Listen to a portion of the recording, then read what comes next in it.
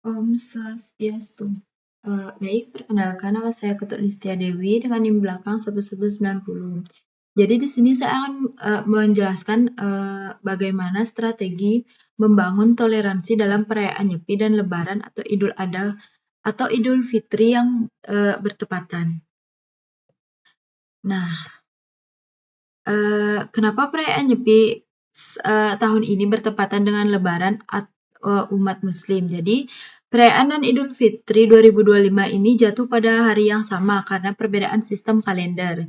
Jadi, Nyepi mengikuti kalender Saka, sementara Idul Fitri mengikuti kalender Hijriah. Karena kalender Hijriah memiliki 354 sampai 355 hari, lebih pendek dari Saka yang memiliki 365 hari, maka dalam siklus tertentu keduanya itu bisa bertepatan. Jadi pada 29 Maret 2025, Nyepi 1947 Saka dan 1 Syawal 1446 Hijriah diperkirakan bersamaan.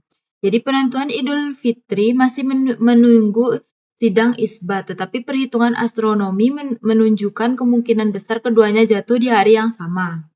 Kejadian ini menjadi momen penting untuk memperkuat toleransi dan harmoni antar umat beragama di Indonesia, khususnya agama Hindu dan agama Islam.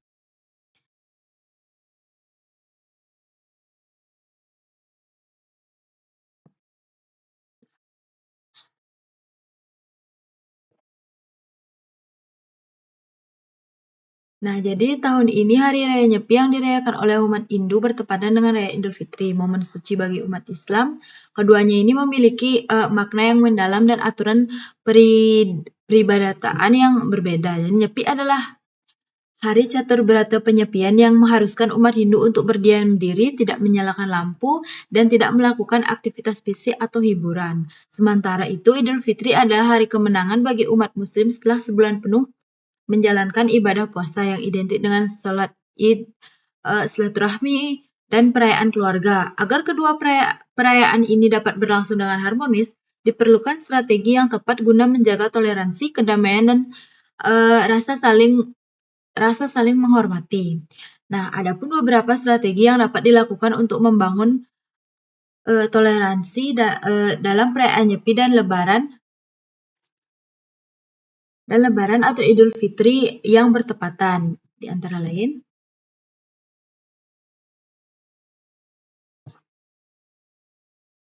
Nah, jadi yang pertama itu penyusunan seruan bersama untuk kesepakatan sosial. Jadi salah satu strategi utama adalah penyusunan seruan bersama yang melibatkan tokoh agama, pemerintah daerah, dan masyarakat. Jadi seruan ini berisi panduan bagaimana kedua perayaan dapat berjalan berdampingan tanpa menimbulkan konflik. Contoh kebijakan yang dapat diterapkan dalam seruan bersama yaitu umat muslim tetap melaksanakan sholat Id di masjid atau lapangan, tetap menjaga ketenangan dan tidak menggunakan pengeras suara di luar ruangan. Nah, yang kedua yaitu silaturahmi Idul Fitri dapat dilakukan dengan lebih tenang tanpa mengganggu ketenangan Nyepi.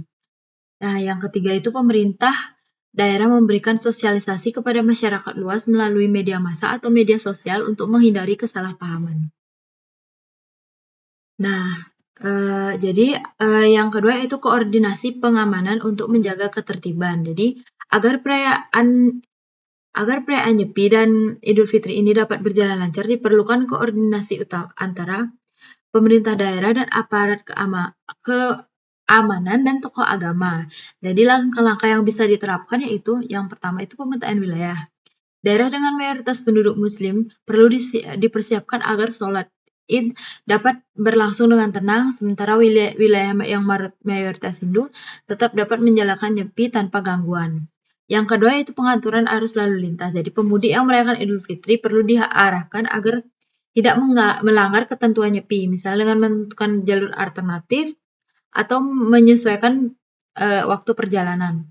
Yang ketiga yaitu penerjunan petugas keamanan. Jadi polisi atau pecalang atau petugas keamanan adat Bali dapat bekerja sama untuk menjaga keamanan dan ketertiban.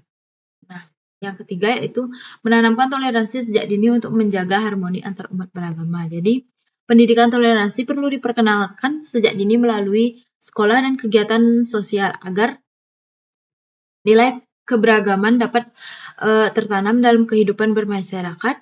Jadi beberapa inisiatif yang bisa dilakukan meliputi parade toleransi, diskusi lintas agama, serta kerjasama organisasi pemuda lintas kepercayaan. Jadi selain yang sudah saya jelaskan itu, peran tokoh agama dan masyarakat sangat penting dalam menjaga harmoni. Majelis Desa Adat di Bali dapat menghimbau umat Hindu agar memberi ruang bagi umat Muslim dalam menjalankan ibadah, sementara MUI dan pihak DI bisa mengeluarkan seruan moral untuk memastikan kedua perayaan berlangsung dengan damai. Jadi di beberapa wilayah di Bali, imbauan bersama dari tokoh agama dan pemerintah terbukti efektif dalam menjaga kerukunan dengan menanamkan toleransi sejak dini dan memperkuat peran tokoh masyarakat, harmoni antar umat beragama dan terus terjaga. Nah, jadi demikian presentasi yang beberapa yang saya jelaskan. Adapun kesimpulannya yaitu perayaan Nyepi dan Idul Fitri yang bertepatan harus dikelola dengan bijaksana, penuh toleransi, dengan menerapkan strategi seruan bersama, koordinasi keamanan, peran pecalang, penghormatan tradisi, pendidikan toleransi, dan imbauan tokoh agama. Diharapkan kedua perayaan ini dapat berjalan berdampingan dalam suasana damai dan harmonis melalui dialog yang terbuka, kesadaran sosial, dan kerjasama antar umat beragama. Indonesia dapat terus menjadi contoh nyata dalam membangun keberagaman yang rukun dan harmonis. Jadi demikian yang bisa saya jelaskan. Saya tutup dengan Om Santi Santi Santi Om.